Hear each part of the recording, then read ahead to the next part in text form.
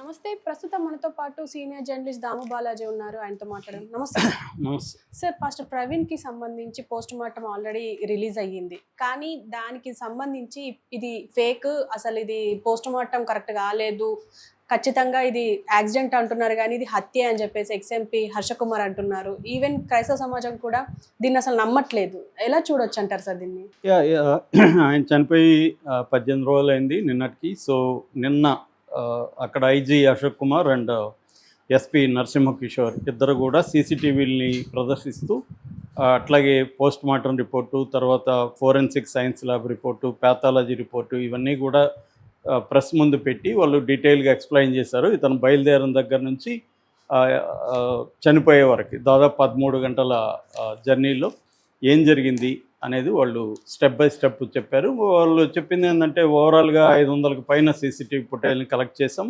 ఆ ఫుటేజ్ల అథెంటిసిటీని కూడా మేము ఎఫ్ఎస్ఎల్లో ఫోరెన్సిక్ సైన్స్ ల్యాబ్లో చెక్ చేసుకున్నాము, అది కన్ఫర్మ్ చేసుకున్నాము. దాని తర్వాత ఇతను ఎక్కడెక్కడైతే మందు లిక్కర్ కొన్నాడో 3 చోట్ల మొత్తం కొన్నాడు.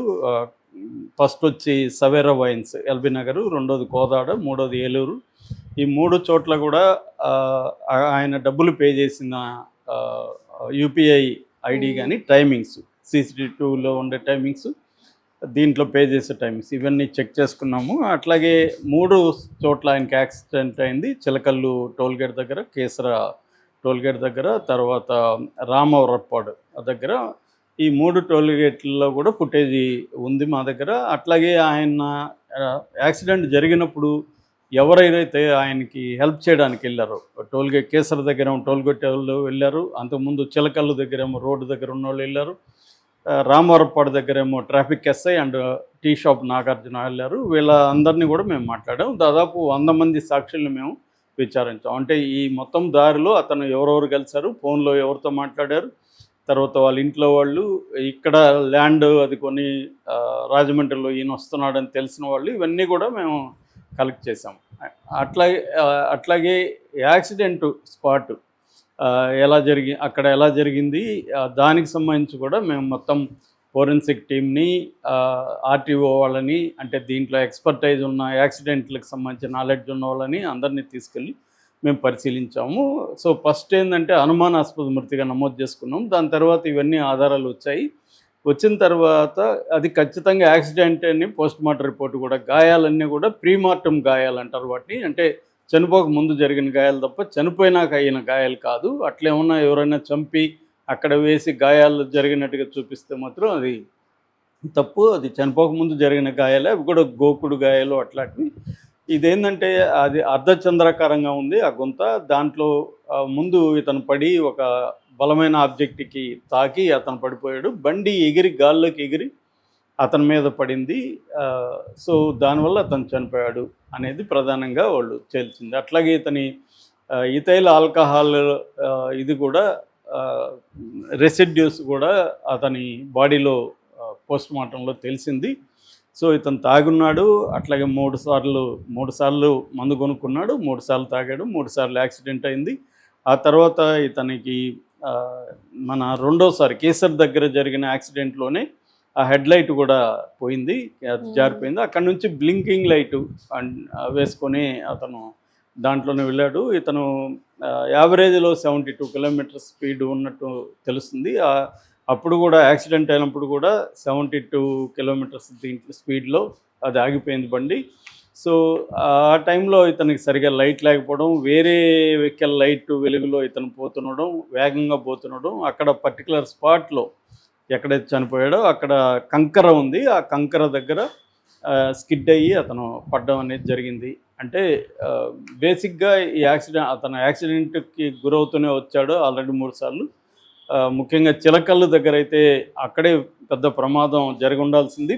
ఆర్టీసీ బస్సు డ్రైవరు చాలా చాకచక్యంగా రైట్కి తిప్పడం వల్ల ఇదైంది. ఇవన్నీ చేసి చూపించాడు. అట్లాగే మధ్యలో పెట్రోల్ పోసుకున్నప్పుడు కూడా గుంటుపల్లి దగ్గర గొల్లపూడి దగ్గర పెట్రోల్ పోసుకున్నప్పుడు కూడా ఆ విజువల్స్, అట్లాగే అక్కడ సునీల్ అనే ఆ పెట్రోల్ పోసిన అబ్బాయితో మాట్లాడారు. అతను కూడా అప్పటికే కొంత ఊగుతున్నట్టున్నాడు. అతను హ్యాండిల్ అనుకొని పెట్రోల్ దీన్ని కూడా పట్టుకున్నాడు. ఇవన్నీ కూడా విజువల్స్ ఉన్నాయి, వాళ్ళు కూడా చెప్పారు. ఇవన్నీ మేము కొరిలేట్ చేసుకున్నాం, వాళ్ళ వైఫ్తో మాట్లాడాం, బంధువులతో మాట్లాడాం. ఇవన్నీ చేసిన తర్వాత ఇది క్లియర్గా యాక్సిడెంటల్ డెత్ తప్ప ఇది హత్య కాదు, లేకపోతే ఏదో వెహికల్ గుద్దింది కూడా కాదు. గుద్దుంటే దానికి పెయింట్ అవన్నీ అంటూ ఉండాలి. అవన్నీ కూడా ఆ రెడ్ కార్ అన్నారు, ఆ రెడ్ కార్ని కూడా మేము మాట్లాడాము వాళ్ళతో కూడా. సో ఇది బేసిక్గా వాళ్ళు తేల్చిందైతే క్లియర్గా ఇది యాక్సిడెంటే అనేది చెప్పారు. అయితే దీన్ని గట్టిగా ముందు నుంచి కూడా హర్ష కుమార్ లాంటి వాళ్ళు వ్యతిరేకిస్తున్నారు. నిన్న కూడా హర్ష కుమార్ ఒక టీవీ ఛానల్తో ఇంటర్వ్యూ ఇచ్చాడు. అతను ఏం చెప్తున్నాడంటే ఇది కంప్లీట్గా అబద్ధాలు చెప్తున్నారు, ఇవన్నీ చూస్తుంటే నాకు అసలు ఈ ప్రభుత్వమే చంపించిందా ఇతను అన్న డౌట్ వస్తుంది. ఎందుకంటే ఇతను విజయవాడ వరకే మనకి ప్రవీణ్ని మనం చూస్తున్నాం, విజయవాడ నుంచి ప్రవీణ్ కాదు అతను, విజయవాడలో అతను చంపేశారు. ఆ తర్వాత అతనిలాగా హెల్మెట్ అవన్నీ వేసి ఇంకొక అతన్ని పెట్టి చేశారు. ఆ తర్వాత నుంచి విజువల్స్ చూస్తే అప్పటి వరకు చాలా యాక్టివ్గా మంచి బాడీ ఫిజిక్ అంత బాగుంది, అక్కడి నుంచి బొజ్జ, పొడవు కాళ్ళు ఇవన్నీ వచ్చేసాయి. సో అక్కడి నుంచి మనిషి మారిపోయాడు. ఆల్రెడీ అక్కడిని చంపేసి అక్కడి నుంచి తీసుకొచ్చి వేశారు. అందుకని స్పాట్లో 11:42కి ఫుటేజ్ చూపిస్తున్నారు, కానీ మార్నింగ్ వరకు ఎందుకు ఫుటేజ్ చూపించట్లేదు అక్కడ, దాని తర్వాత ఏంటనేది ఫుటేజ్ చూపించట్లేదు. సో ఇదంతా గవర్నమెంటే చేసింది అనేది అతను ప్రధానంగా ఆరోపిస్తున్నాడు. దీన్ని కవర్ చేయడానికి విజ్జేస్తున్నారు. నేను రాహుల్ గాంధీతో మాట్లాడి సెకండ్ పోస్ట్ మార్టం చేయించి ఈసారి హైదరాబాద్లో కేసు పెట్టిస్తాను, అక్కడ ముఖ్యమంత్రికి రాహుల్ గాంధీ దగ్గర చెప్పించి హైదరాబాద్లో కేసు పెట్టి, గతంలో కూడా నేను ఇలాగ చేశాను, రీపోస్ట్ మార్టం చేశాను, ఇప్పుడు కూడా నేను రీపోస్ట్ మార్టం చేయిస్తాను అనేది అతను ప్రధానంగా ఆరోపిస్తున్నాడు. అయితే అతనికి నోటీసులు కూడా పోలీసులు ఇచ్చారు 2-3 సార్లు. సో మీ దగ్గర ఆధారాలు ఉంటే, మీరు హత్య అని నమ్మడానికి ఆధారాలు ఉంటే మాకు ఇవ్వమని పోలీసులు, ఈయనకే కాదు ఎవరైనా హత్యని నమ్మే వాళ్ళు ఉంటే దానికి సంబంధించి మాకు ఆధారాలు ఇవ్వండి, మేము దాన్ని కూడా విచారిస్తామని చెప్పారు. ఎవరు 10 రోజులు చూసాము, ఎవరు రాలేదని కూడా ప్రవీణ్ కుమార్ ఐజీ చెప్తున్నారు. సో దీని తర్వాత ఏంటంటే చాలామంది వీళ్ళ సిస్టర్ కూడా ఆవిడ యూరోప్లోనే ఎక్కడ ఉంటుందో, ఆమె కూడా టీవీ ఛానల్తో మన ఛానల్తో కూడా మాట్లాడింది. ఆమె కూడా అనుమానాలు ఎక్స్ప్రెస్ చేస్తుంది. అంటే కొంత వాళ్ళ భార్య కావచ్చు, లేకపోతే వాళ్ళ బ్రదర్ కావచ్చు, వాళ్ళైతే ఏమి అనుమానాలు వ్యక్తం చేయట్లేదు, ఇది హత్య అని వాళ్ళు మేము నమ్ముతున్నామని వాళ్ళు చెప్పట్లేదు. అంటే దగ్గర బంధువులు ఎవరు చెప్పట్లేదు. కానీ చాలామంది పాస్టర్లేమో ఇప్పటికి కూడా ఇది హత్య అని హర్ష కుమార్ చెప్పిన థియరీనే వాళ్ళు చెప్తున్నారు. దానికి సంబంధించి అనేక లాజిక్లు వాళ్ళు మాట్లాడుతున్నారు. అక్కడ ఇతను వేసుకున్న గ్లాసులు పగలలేదు, బండి హెల్మెట్ ఏమీ కాలేదు, హెల్మెట్ లోపల ఉంటే ముఖానికి ఎలా దెబ్బలు తగిలాయి, అక్కడ పడితే చచ్చిపోయేంత లోతు లేదు, అది జస్ట్ మెయిన్ రోడ్ నుంచి లోపలికి 7 అడుగులే ఉంది, ఆ స్పాట్లో 2 అడుగులు కూడా లేదు.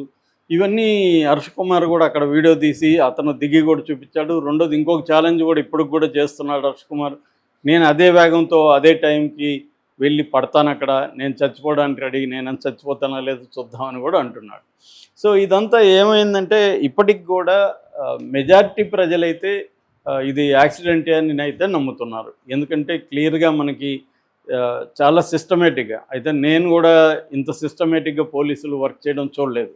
ఎందుకంటే ఇది ఎందుకు చేయాల్సి వచ్చిందంటే వాళ్ళకి కూడా ప్రెజర్ ఉంది వాళ్ళ మీద, ఇది హత్య అని చెప్పి విపరీతంగా ప్రచారం చేస్తున్నారు కాబట్టి హత్య కాదా అనేది తేల్చడానికి వాళ్ళు కూడా అన్ని సైంటిఫిక్ ఆధారాలు, హ్యూమన్ రిసోర్సు, తర్వాత సర్కమ్స్టాన్షియల్ ఎవిడెన్సు, ఎక్స్పర్ట్ల ఒపీనియన్స్ ఇవన్నీ తీసుకొని వాళ్ళు ఒక ఆర్గనైజ్గా చేయడానికే ఇంత టైం పట్టింది. ఎందుకంటే మామూలుగానే ఫోరెన్సిక్ సైన్స్ ల్యాబ్ రిపోర్ట్స్ రావడానికి టైం పడుతుంది వాళ్ళు, ఎందుకంటే 500 పైన సీసీటీవీ ఫుటేజ్లంతా కూడా వాళ్ళ అథెంటిసిటీని కన్ఫర్మ్ చేసుకోవాలి, వీళ్ళతో అంతా మాట్లాడాలి. కాబట్టి ఈ 18 రోజులు అనేది పెద్ద విషయం కాదు ఇన్వెస్టిగేషన్కి, వాళ్ళు నిజానికి వేగంగా చేసినట్టే.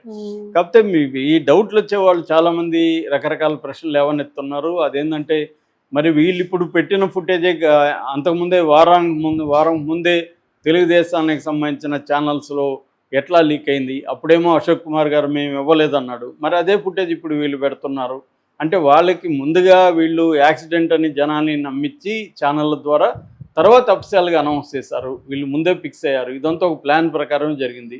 ఎందుకు ఇంత ఆతురత చూపిస్తున్నారు దీన్ని యాక్సిడెంట్గా ప్రూవ్ చేయడానికి? బిగినింగ్ నుంచి అసలు హత్య అనే కోణంలో వీళ్ళు ఎందుకు విచారించట్లేదు అనేది వీళ్ళు ప్రశ్నిస్తున్నారు. ప్రవీణ్ కుమార్ క్లియర్గా చెప్తున్నాడు, మేము హత్య అనే కోణంలో కూడా విచారించాము, కానీ మాకు ఎక్కడ హత్య అనే కోణం కనిపించలేదు. వాళ్ళ భార్య కానీ వాళ్ళ బ్రదర్ వాళ్ళు కానీ ఆ, ఎవరి మీద కూడా అనుమానాలు కూడా ఎక్స్ప్రెస్ చేయలేదు. ఎవరి మీద అనుమానాలు ఎక్స్ప్రెస్ చేస్తే మేము విచారిస్తాము, అది కూడా జరగలేదు అనేది చెప్తున్నారు. ఇదేంటంటే ఒక్కోసారి ఏమవుతుందంటే నిజం మన కళ్ళ ముందు చూస్తూ ఉన్నా కూడా మనకి నమ్మాలనిపించదు. మనకు అబద్ధం నమ్మడంలో ఉండే ఒక మజా కావచ్చు, లేకపోతే దాంట్లో ఉండే ఒక ఇది కావచ్చు. ఒకసారి మనకి అబద్ధం నమ్ముదామని డిసైడ్ అయిపోయాక నిజమని చెప్పి నీకు ఎన్ని చెప్పినా ఇది అబద్ధంగానే అనిపిస్తూ ఉంటుంది, దాంట్లో లోపాలు కనిపిస్తుంటాయి.